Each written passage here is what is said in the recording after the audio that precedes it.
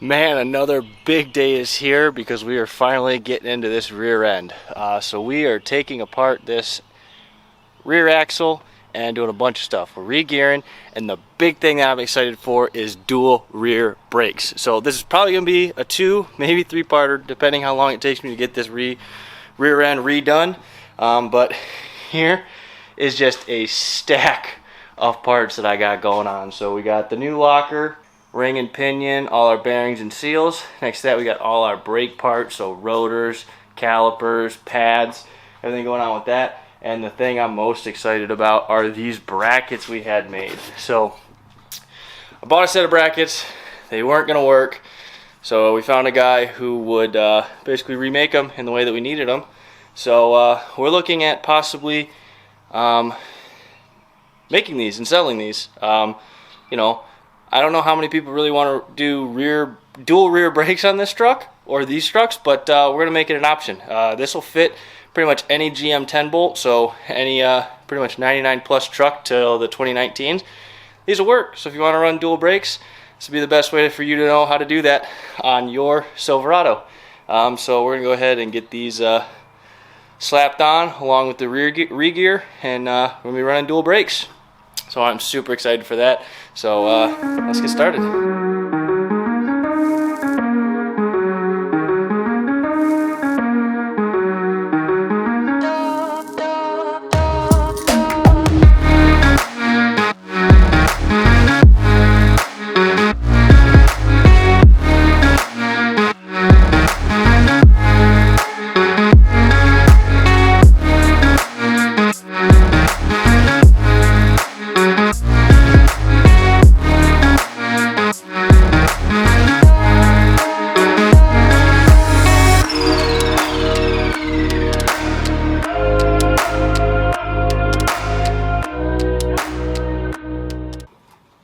Alright, so we got our differential cover off. We're now going to pull this out because we're not reusing it. We have a new rear diff, we have a new ring gear, new pinion gear, so pretty much just the hardware holding everything in. But once we pull this out, we have to get the C-clips out that let us pull the axles out of the shaft. So I decided to pull this first, then I will pull those out, or I'll disassemble the brakes, pull the axles out, and should make it a lot easier. But I will say I have not done anything in the rear diff, and fluid doesn't look too bad. Looks like the magnet has maybe grabbed a couple things, but nothing major. So I don't know, looks like it's a pretty healthy diff, especially with how I've been wailing on it, so can't complain. It smells wonderful. It's a wonderful thing about diff fluid.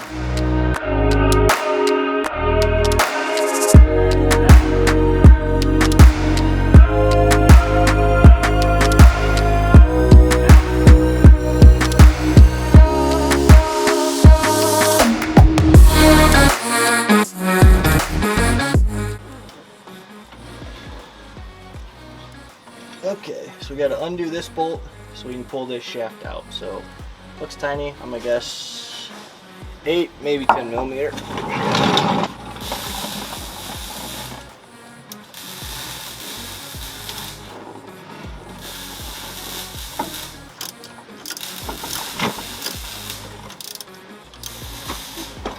Get that out.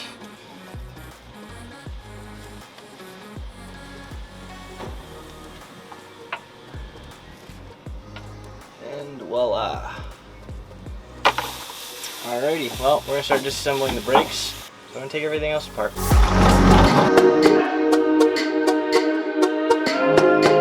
All these are our 10 millimeter by 1.5 bolts. We just got the C-clip out on this side. That bad boy right there. And so now we should be able to just pull this axle shaft out. There we go. Okay.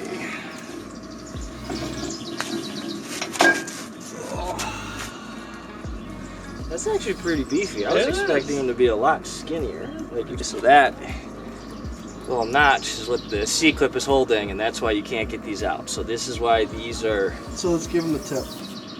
Alright, so the tip is you're going to want 2 people. Alright, so your C-clip is going to be on either side of these slots. Your driver's side is right here. Your passenger side is going to be right there.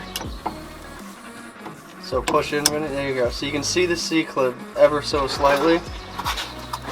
So what we had to do is you have one person push in on the axle from over here. And at that point you can use a little stick magnet. You want to rotate it, attach on with the stick magnet, and you'll notice that it will want to pull out and away on the other side of this spider gear. It's incredibly hard for me to show you with only 2 hands. I need the flashlight, need the camera, need the stick, the probe. The tools that we were using, little stick and a magnet like this, a couple probes. These happen to be snap-on. A small flathead might come in handy, but overall kind of a pain in the ass. But 2 people are needed. At the same time as he is pushing in on the axle shaft, you need to be pulling out on that C-clip.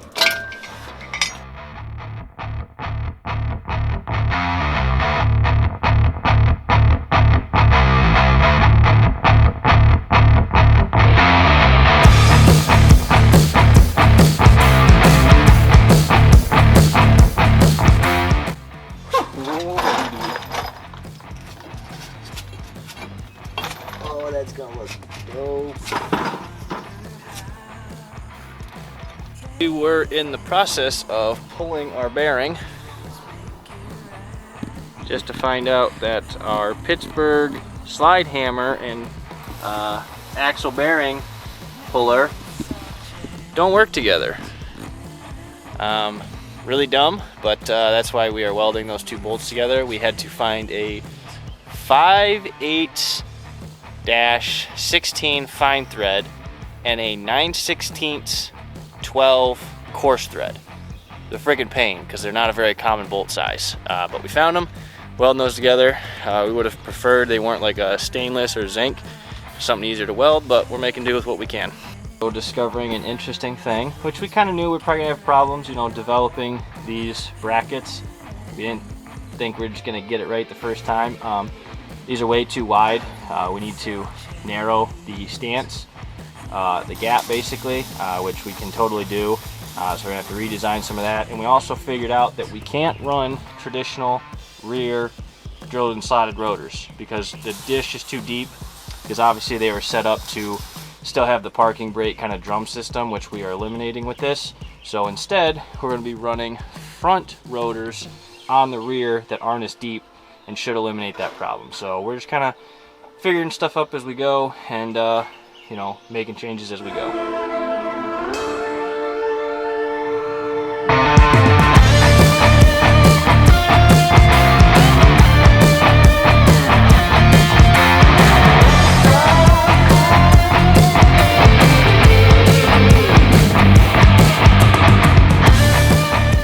Alright, so it's the next morning. We're going to go ahead and get the parking brake cable just pulled out from both sides. And then we just got to get the pinion gear out of there and the races. And then we can go start putting together the new diff and throwing it in.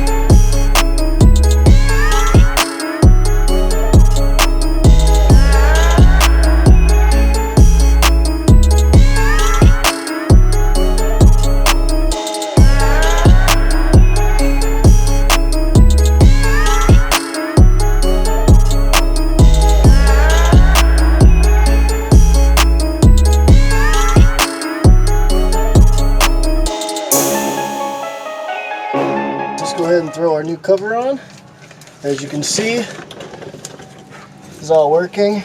We still gotta check for backlash and you know, good wear pattern and everything, but I'm not gonna do that today. I'll do that at a later point.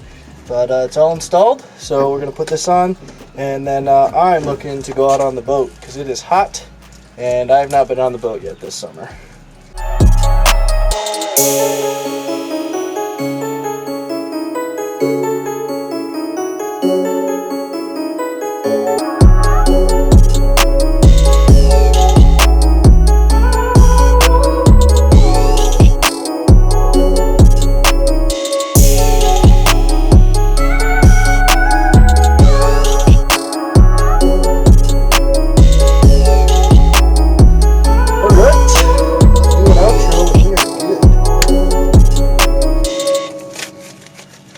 All right, so we got that diff pretty much back together. Like I said, I still have to shim and space everything, check my backlash, make sure I got good gear pattern, good gear wear, you know, when I do the paint.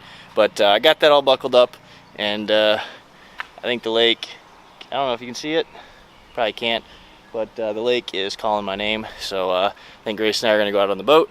But yeah, that's all buttoned up. We are still working on the brake situation. So, you know, we had those dual caliper brackets designed and fabbed up. Well, we ran into some issues. We will explain that in the next video because we should have that ready to go. And we should be hopefully bringing those to market. You know, we do want to sell those because no one I've seen really makes a good set. The ones that I do require a certain set of brakes. So yeah, we should hopefully be bringing that to you guys. So if you haven't already, hit that subscribe button, hit the like button. I'm Vinny with Caswell Customs, and I'll see you in the next one. You stole my heart of gold after my silver.